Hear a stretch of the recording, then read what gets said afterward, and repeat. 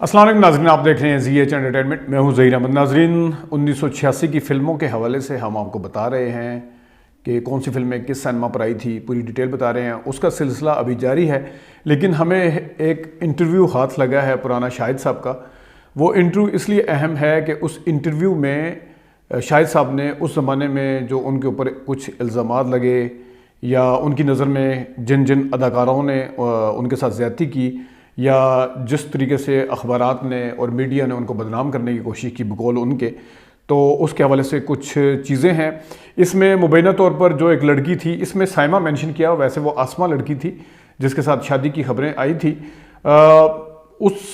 ان الزامات کی حقیقت کیا تھی، شاہد صاحب نے اس کے اوپر تھوڑی سی روشنی ڈالی ہے، اور جو ہمارے پاس پرانی خبریں ہیں 1981 82 83 کی، جس زمانے میں یہ الزامات لگ رہے تھے، وہ بھی ہمارے پاس کچھ پڑی ہوئی ہیں۔ ہم کوشش کریں گے اپنی اگلی ویڈیو میں وہ الزامات آپ کو دکھا سکیں، لیکن شاہد صاحب نے ان تمام الزامات کی تردید کی تھی۔ اس لڑکی نے کس طریقے سے الزامات لگائے تھے، انہوں نے بتایا کہ ہوا کیا تھا یہ، پھر انہوں نے اپنی بیویوں کی تفصیلات اور بچوں کی تفصیلات اس میں بتائیں، اور پھر اخبارات کے اوپر انہوں نے غصہ کیا۔ پھر انہوں نے کہا کہ میں نے 18 فلمیں سائن کر لی ہیں، تو میں دیکھتا ہوں کہ اب میرا کون اداکار مقابلہ کرتا ہے۔ ان کے نزدیک جو مہم چلائی گئی تھی وہ کسی اداکار کی یا اداکاروں کی طرف سے چلائی گئی تھی، آرٹسٹ کی طرف سے۔ اخبارات کا اگر آپ پہلا پیج دیکھیں تو اس میں شاہد صاحب آپ کو نظر آ رہے ہیں۔ اس کا بڑے فنکاروں نے منظم مہم چلائی، میری کردار کشی کے لیے بڑے فنکاروں نے منظم مہم چلائی۔ نامور ہیرو شاہد کی زندگی کے رازوں سے پردہ اٹھتا ہے، یا شاید خود اٹھاتا ہے، ٹھیک ہے جی۔ یہ جاوید رحمان تھے جنہوں نے انٹرویو کیا تھا، تو انہوں نے آگے لکھا ہوا ہے کہ جب تک حسن طارق زندہ رہے کسی نے میری طرف آنکھ اٹھا کر نہیں دیکھا۔ یہ بھی آپ کو سرخی جو ہے وہ موٹی نظر آ رہی ہوگی۔ نیچے آپ کو عشرت چودھری کی تصویر نظر آ رہی ہوگی۔ میں نے زمرد بابرہ شریف اور عشرت چودھری سے شادیاں کی، جبکہ چوتھی بیوی گھر والوں کی تلاش تھی۔ میں نے 18 نئی فلمیں سائن کی ہیں، اور اب بتاؤں گا کہ بڑا ہیرو کون ہے۔ یہ ہے، آپ اس کے اگر اگلے پیج پہ آ جائیں تو آپ کو بابرہ شریف صاحبہ کی تصویر نظر آ رہی ہے اوپر، پھر آپ کو وہ لڑکی غالباً آسمہ، اگر میں غلطی پہ نہیں ہوئی ہے، اس کی تصویر ہے لیفٹ سائڈ پہ اوپر۔ درمیان میں نیچے حسن طارق صاحب کی تصویر ہے یہ، اور سب سے نیچے جو ہے وہ زمرد کی تصویر ہے۔ اس کے ساتھ لکھا ہوا کہ باپ زندہ رہتا تو ایک کے بعد دوسری شادی کبھی نہ ہوتی، یہ بھی انہوں نے لکھا ہوا ہے۔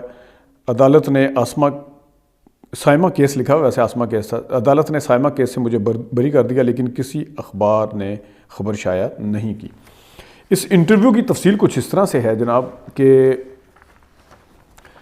لکھتے ہیں کہ شہرت فنکاروں کی کمزوری نہیں بلکہ ضرورت اور کمائی بھی ہوتی ہے۔ اخبارات، ریڈیو، ٹی وی، اشتہارات، ہر جگہ ذرائع ابلاغ کے علاوہ اپنے آپ کو عوام کی نظروں میں رکھنا چاہتے ہیں۔ لیکن اداکار شاہد سے جب میں نے انٹرویو کی بات کی تو ایسے ہوا جیسے کوئی سزا اس کو سنا دی گئی ہو۔ تو میرے باپ کی توبہ کہ میں کسی اخبار والے سے بات کروں۔ میں نے بڑی حیرانی سے پوچھا کہ ایسا کیوں کہہ رہے ہیں؟ مجھے کسی صحافی سے بات کرنے میں اعتراض نہیں، انہوں نے آگے سے جواب دیا۔ اخبار میں چھپنے کو میرا بھی دل چاہتا ہے، اگر صحافت یہی ہے کہ آپ من گھڑت، جھوٹے، بغیر تصدیق شدہ سنی سنائی باتوں کی خبریں لگائیں گے تو ایسی صحافت کو میرا دور سے سلام ہے میرا۔ دیکھیے شاہد صاحب، پانچوں انگلیاں برابر نہیں ہوتی، جی ہاں، لیکن جب کھانے کا مسئلہ ہو تو درپیش ہو تو پانچوں انگلیاں برابر ہو جاتی ہیں۔ نوالہ بنانے میں ایک دوسرے کی مدد کرتی ہیں۔ میں جانتا ہوں آپ کہ یہ صحافی کس طرح کھاتے ہیں۔ میں جانتا ہوں کون اداکار کس قلمکار کو اپنے ماہانہ دیتا ہے۔ میں جانتا ہوں کون سا فنکار کس فلم کار کو کتنی رقم صرف اس لیے دیتا ہے، کس قلمکار کو رقم صرف اس لیے دیتا ہے کہ شاہد کے بارے میں سکینڈل چھاپیں۔ میں نہیں کہتا کہ سب ایسے ہوں گے، وہ چند ایک ایسے بھی ہیں جو پیسے نہ لیتے ہوں، لیکن اتنی تکلیف اٹھانے کی زحمت تو انہوں نے نہیں کی کہ جو بات انہوں نے سنی اس کی تصدیق ہی کر لیں۔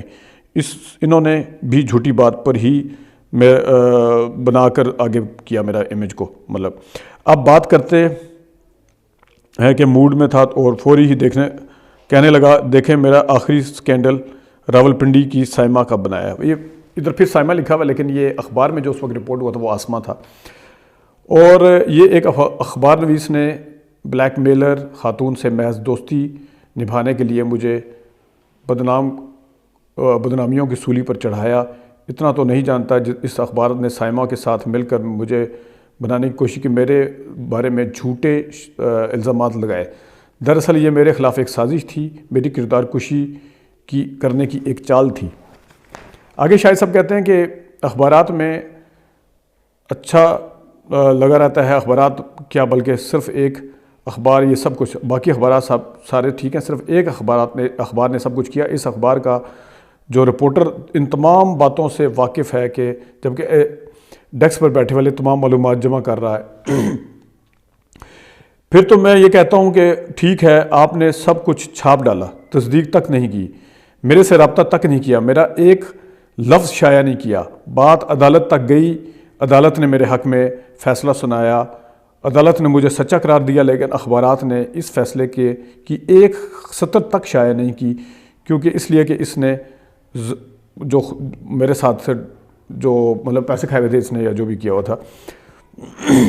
آگے کہتے ہیں کہ اگر فیصلہ سائمہ کے حق میں ہوتا تو معلوم ہے آپ وہ اخبارات میں طوفان بدتمیزی اٹھاتے، میرا جینا حرام کر دیتے، مگر خدا نے میری عزت رکھی اور حاسدین کا منہ بند کیا۔ یہ سائمہ کا چکر کیا ہے؟ آخر کوئی بات تو ہوگی۔ میں نے بات آگے بڑھائی، صحافی نے ان سے پوچھا کہ یہ چکر تھا کیا، ہوا کیا تھا؟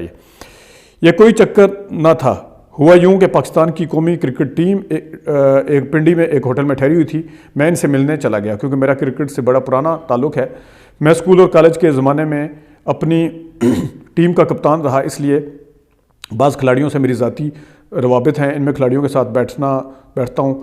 وہاں یہ سائمہ بار بار ہم لوگوں کے سامنے آ کر ہماری توجہ حاصل کرنے کی کوشش کرتی رہی اور ہمارے ساتھ آ کر بیٹھ گئی، گپ شپ ہوتی رہی، بالکل ایسی ہی جیسے کسی فنکار اور اس کے پرستار کے درمیان بات ہوتی ہے، اور بات ختم ہو گئی۔ اس کے اگلے روز اس نے مجھے فون کیا اور محبت بھرے جملے ادا کیے۔ میں نے انہیں سمجھایا کہ میرا فرض تھا، لیکن یہ مسلسل میرا پیچھا کرتی رہی۔ ایک دن فون کر کے کہنے لگی اگر تم نے میرے سے شادی نہ کی تو میں تمہیں بدنام کر دوں گی۔ اگلے ہی روز میں کیا دیکھتا ہوں کہ پنڈی کے اخبار میں میری سائمہ کے ساتھ شادی ہو چکی تھی۔ میرا سر گھوم گیا۔ اس کے بعد کیا ہوا وہ میں بتاتا چلوں، لیکن ایک بات ضرور کہوں گا کہ فلم انڈسٹری میں تو میرے بعض حاسدین ضرور ہیں، لیکن جتنی کردار کشی میری اخبارات نے کی اتنی کسی اور نے نہیں کی۔ دیکھیے شاہد صاحب، آپ اس انڈسٹری میں عرصہ سے کام کر رہے ہیں، آپ کے اور ساتھی بھی تو ہیں، ان کے نام اس طرح سے کیوں نہیں آتے؟ یہ سوال پوچھا گیا صحافی کی طرف سے۔ دیکھیں میں پہلے کہہ چکا ہوں کہ اس نے جواب دینا شروع کیا، اس کے بولنے کے انداز میں اب جارحیت ختم ہو چکی تھی اور وہ بات کرنے پر آمادہ تھا۔ میں یہ کہتا ہوں کہ میں فرشتہ نہیں ہوں، میں نے غلطیاں کی ہوں گی، مجھ سے بھی غلطیاں ہوئی ہوں گی، کوتاہیاں ہوئی ہوں گی، سب کچھ ہے، لیکن جو کچھ میں کرتا ہوں میرے علاوہ انڈسٹری میں اور کوئی نہیں کیا کرتا؟ کیا میں اکیلا ہی ایسا ہوں؟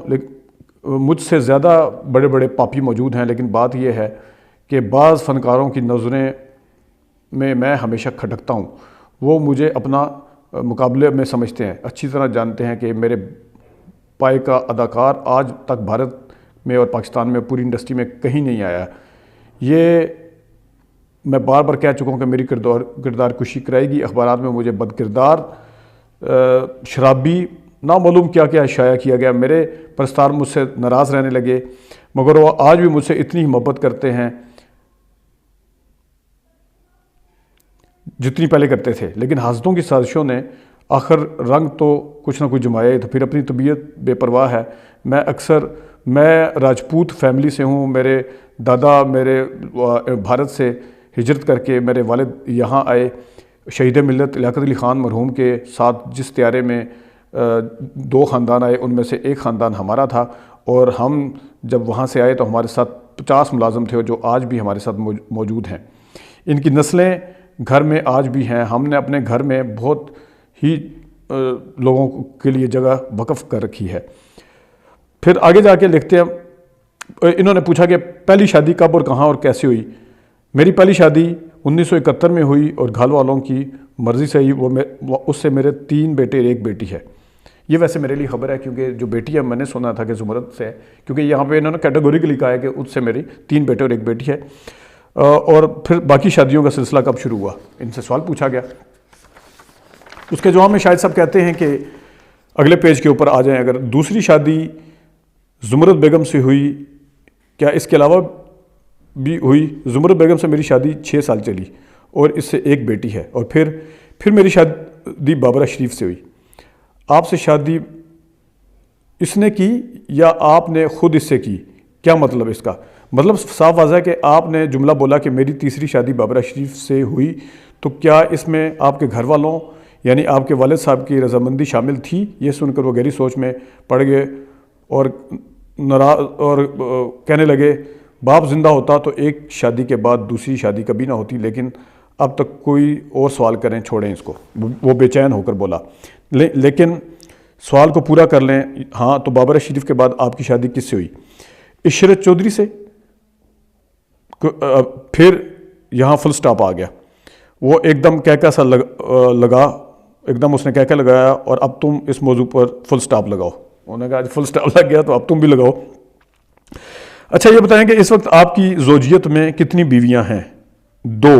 اچھا اب یہ بھی میرے لیے خبر ہے، کیونکہ میں نے سنا تھا کہ زمرد سے جو طلاق تھی وہ مڈ 80s میں یا 80 سے پہلے ہو گئی تھی، کہ زمرد کی طلاق کی اس میں بھی بات ہے شاید میرے خیال میں۔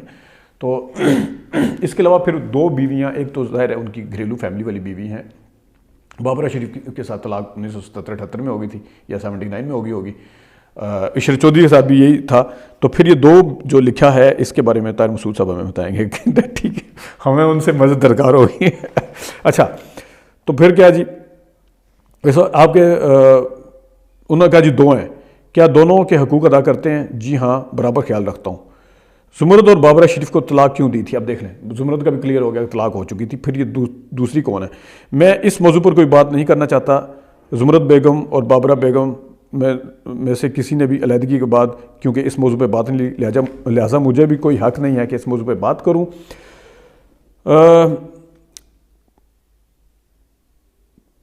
کینیڈا میں تعلیم حاصل کی، مجھے اپنے 2 باتوں پر ہمیشہ افسوس رہے گا۔ ایک تو یہ کہ میں نے اعلیٰ دنیاوی تعلیم حاصل کی، اچھے سے اچھے اسکول کالج میں پڑھا، لیکن مذہبی گھرانے سے تعلق رکھنے کے باوجود مذہبی تعلیم حاصل نہ کر سکا۔ باپ کا سایہ رہتا تو کچھ تھوڑا بہت مذہب کے بارے میں بھی جان جاتا۔ اب اگر میں نے شاہ جمائی مسجد جو ہے میں قرآن کا درس لینا شروع کیا ہے۔ میری کوشش ہے کہ نماز پابندی سے پڑھوں۔ دوسری بات یہ میرے لیے افسوسناک یہ ہے کہ میں فلم انڈسٹری میں کیوں آیا۔ میں اپنے کالج میں کرکٹ ٹیم کا کپتان تھا، بلکہ تقریریں اور دیگر سرگرمیوں میں بھی حصہ لیتا تھا۔ میرا ارادہ تھا کہ میں اس کیش کراؤں اور اس کا امتحان پاس کراؤں۔ کمیشن، اچھا یہ کیونکہ یہاں پہ فیڈ ہے، اگر میں آپ کو یہ پورا پیج دکھاؤں یا آپ ذرا ایک نظر دیکھ لیں، آپ کے لیے بھی یہ ریڈیبل نہیں ہے کیونکہ 1986 کا پیج ہے، پھر اوپر سے اس کو میرے خیال میں کچھ سکیننگ اس قسم کیا ہے، کیمرے میں تصویر اس طرح آئی ہے کہ پڑھنے میں تھوڑی مسئلہ ہے، تو میرے پیچھے آپ ہاتھ دھو کے نہ پڑ جایا کریں۔ یہ اگر آپ کو پڑھنا پڑے تو آپ اتنا ہی ٹائم لگائیں گے۔ پھر انہوں نے کہا جی میں کمیشن کا امتحان پاس کر کے فوج میں چلا جاتا۔ ابھی تیاری کر رہا تھا کہ وہ قدرت نے مجھے دکھ اٹھانے کے لیے فلم انڈسٹری میں بھیج دیا۔ میرے ساتھی آج فوج میں اعلیٰ عہدوں پر ہے اور میری دلی خواہش ہوتی ہے کہ جب میں ان سے ملتا ہوں کہ میں بھی فوج میں جاؤں۔ آج جب میں اپنے دوستوں کو دیکھتا ہوں تو رش کرتا ہوں، لیکن کسی کو بھی قسمت کے اس پہ نہیں ہوتا۔ میری خوبصورت شکل ہی میرے لیے رستے کا، میرے ارمانوں کا خون کر دیا اس نے۔ بہرحال خدا جو کرتا ہے بہتر کرتا ہے۔ آگے پھر انہوں نے کہا کہ کرکٹ انڈسٹری کے لیے انڈسٹری کے حوالے سے انہوں نے بات کی ہے کہ فوج میں جاتے جاتے آپ فلم انڈسٹری میں کیسے پہنچے۔ اس میں انہوں نے کہا کہ فلم میں نے کبھی نہیں دیکھی، نہ ہی مجھے کوئی خاص شوق تھا۔ کوئی انگریزی فلم دیکھ لیتا تھا، لیکن اردو فلموں کا تو دور دور، اور پنجابی فلموں کا مجھے پتہ بھی نہیں تھا، نہ میں کسی اداکار کو جانتا تھا۔ اتفاق سے میری ملاقات عباس نوشا یا عباس نوشا ہی ہے، ویسے آج کل توشا چل رہا ہے، تو نوشا صاحب سے ہوئی۔ ایسی صورت اچھی تھی، مجھے دیکھتے ہی فلموں میں کام کرو گے۔ میں نے ان کا یہ سال سن کر ان کا منہ دیکھنے لگا، عقل کو ہاتھ ماریں، کیوں مجھے گھر سے نکلوانا چاہتے ہیں؟ لیکن وہ نہیں مانے اور مسلسل میرے پیچھے ہاتھ دھو کر پڑ گئے۔ آخر تنگ اگر میں گھر سے پوچھوں گا، میں نے گھر میں آ کر اپنے تایا جو ان کے ڈاکٹر تھے ان سے پوچھا تو انہوں نے کہا جی کر لو۔ اب انہوں نے مجھے ڈائلاگ بولنے کے لیے دیے تو مجھے پسینے سے میری شرٹ جو ہے وہ شرابور ہو گئی پسینے سے، اور شرمسار ہوا۔